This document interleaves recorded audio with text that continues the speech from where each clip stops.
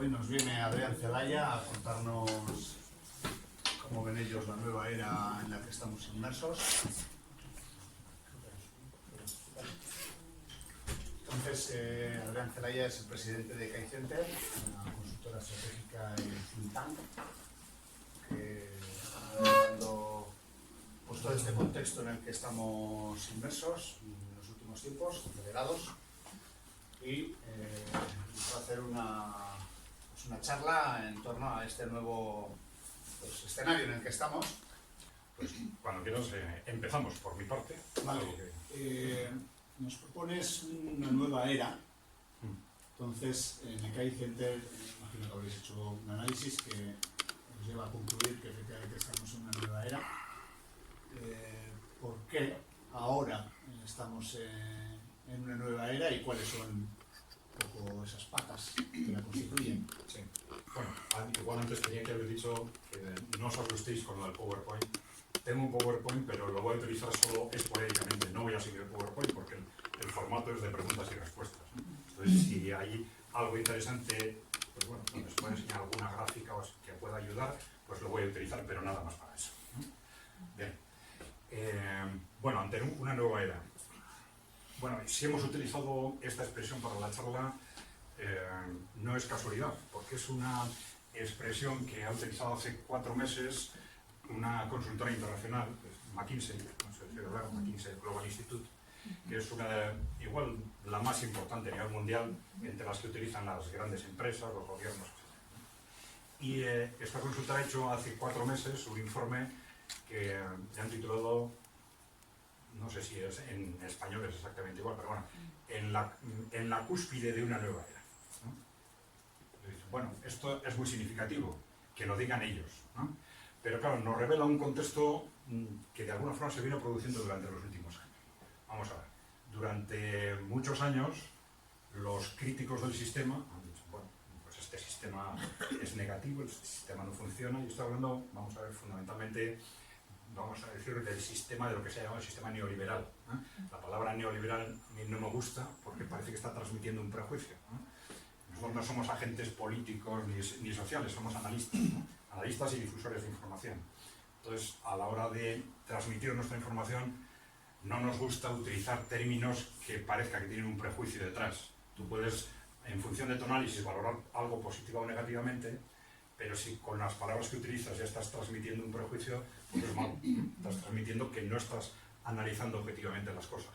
Sin embargo, con el periodo neoliberal no encontramos una palabra alternativa clara, ¿no?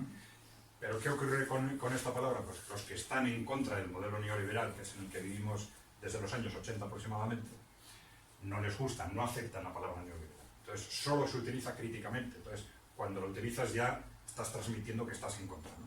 Por eso no nos gusta utilizarla, pero como no tenemos otra palabra alternativa, pues la utilizamos.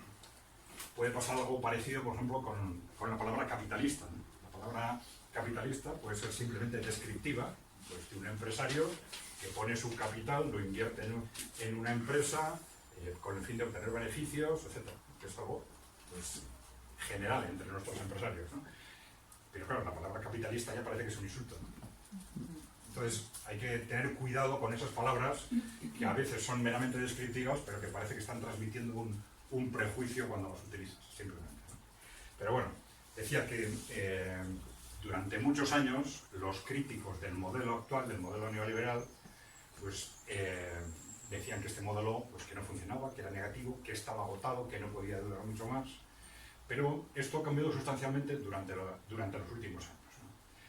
Vamos a decir que en informes confidenciales ya hace aproximadamente 15-20 años que en los gobiernos, en estos informes confidenciales que se transmiten entre los gobiernos, las grandes empresas, etc., ya se hablaba de los problemas estructurales de este sistema y de que nos guste o no guste, este modelo no podía durar mucho más y que había que prepararse para un posible colapso del sistema, ¿no? Y esto explica bastante de muchas medidas que se han ido tomando por los gobiernos en general de Occidente durante los últimos 20 años aproximadamente. Muchas de ellas fundamentalmente restrictivas de derechos o de libertades de forma lenta pero progresiva, ¿no? Por ejemplo, bueno, un momento clave fue el derribo de las Torres Gemelas. se aprueba en Estados Unidos inmediatamente la Patriot Act, la ley Patriota, restringiendo derechos como consecuencia de aquel ataque, por si acaso se repetía, etc. Pero la dinámica que se siguió a partir de ahí ha sido muy similar en todo Occidente, y el terrorismo ha sido un factor clave en esto. Aparece uno o varios actos terroristas, ¡pum!, ley antiterrorista, restricción de derechos. Desaparece el terrorismo, la ley ahí se queda. Y luego aparece otro pretexto de 2 o 3 años después para dar otro pequeño salto en una restricción progresiva de derechos. Y esto todo parece indicar que está muy relacionado con esa percepción en las élites políticas o económicas de que estamos en un modelo que no puede dar mucho más de sí, que hay que irse preparando para un momento en el que ese modelo puede estallar, ¿no? Cuando no solo este, sino en cualquier modelo económico se ven riesgos de que estalle o de inestabilidad, de estallidos políticos, ¿no? Lo que hacen todos los sistemas es cerrarse, ¿no? Restringir libertades, etc. Y lo que ha pasado en los últimos 20 años, de alguna forma, nos está indicando esto, ¿no? Pero bueno, el cambio fundamental en los últimos años, yo creo que empieza en el año 2020, justo con el estallido del COVID, 2-3 meses después, nos encontramos con que hay un cambio cualitativo muy claro, porque a partir de ese momento, los que han sido los grandes protagonistas, los grandes líderes del modelo anterior, del modelo actual, del modelo neoliberal, nos empiezan a decir que el modelo está agotado. O sea, ya no son solo los críticos, sino los líderes del sistema los que nos lo están diciendo. Entonces ponen 2 meses después del estallido del COVID, lanzan, y se hablando de esto, el proyecto Gran Reinicio, Gran Reseteo, etc. El Foro Económico Mundial, que es el que organiza, es el Foro de Davos, pero que al final son las 1000 multinacionales occidentales más importantes, ¿no? O sea, las grandes multinacionales nos dicen, nos lo dicen expresamente además, el neoliberalismo se ha agotado. No nos dicen que no haya funcionado, porque era su modelo también. Dicen, se ha agotado, no puede durar más, y proponen un nuevo modelo, ¿no? Al que le han llamado capitalismo inclusivo, capitalismo de partes interesadas. Los críticos han hablado de capitalismo corporativo, de neofeudalismo, etc. Pero, en definitiva, desde el punto de vista de tu pregunta, lo importante es que ya están diciendo que el modelo está agotado y que hay que proponer un nuevo modelo. Este informe de McKinsey de hace unos meses nos está diciendo lo mismo.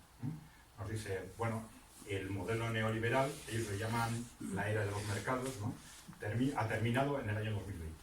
Y a partir de ahí tenemos un nuevo modelo. Ellos se atreven a decir cuáles van a ser las características de ese modelo. Hay 2 cuestiones básicas que, independientemente de lo que pase a partir de ahora, en cualquier caso va a haber que resolver. Primero es el gran problema del endeudamiento, ¿no? Hay un endeudamiento que se ha ido acumulando durante todos estos años, y luego, cara al futuro, en cualquier modelo, necesitamos un modelo que no esté constantemente alimentándose de más deuda, ¿no? Pero bueno, lo que sí es importante es esto, ¿no? Fundamentalmente, estamos ante una nueva era y hay un consenso alrededor de este tema. No lo hay, si queréis, donde menos lo hay es en el ámbito político, ¿no? Es decir, nuestros políticos siguen viviendo en el contexto neoliberal, ¿no? Siguen viviendo en el contexto neoliberal. A pesar de que los que están detrás, de los grandes multinacionales, etcétera, y ya están pensando que no, que ese modelo está acabado y que va a empezar otro modelo, ¿no? Eso desde el punto de vista del modelo económico, pero a eso luego seguramente tendremos oportunidad de hablar de esto. A esto se une una ruptura geopolítica que ya se lleva alargando también pues 20-25 años, y esa ruptura geopolítica que ha estallado en el año 2022, no sabemos exactamente qué va a pasar con ella, pero lo que sí sabemos es que con esa conjugación del cambio de modelo socioeconómico y de ruptura geopolítica, realmente estamos ante una nueva era. Otra cosa es cuáles van a ser las características de esa nueva era. Si luego tenemos tiempo, pues ya hablaremos de eso. ¿Qué posibilidades hay de qué? Claro, si nadie tiene una bola mágica para prever el futuro. Pero bueno, más o menos espera.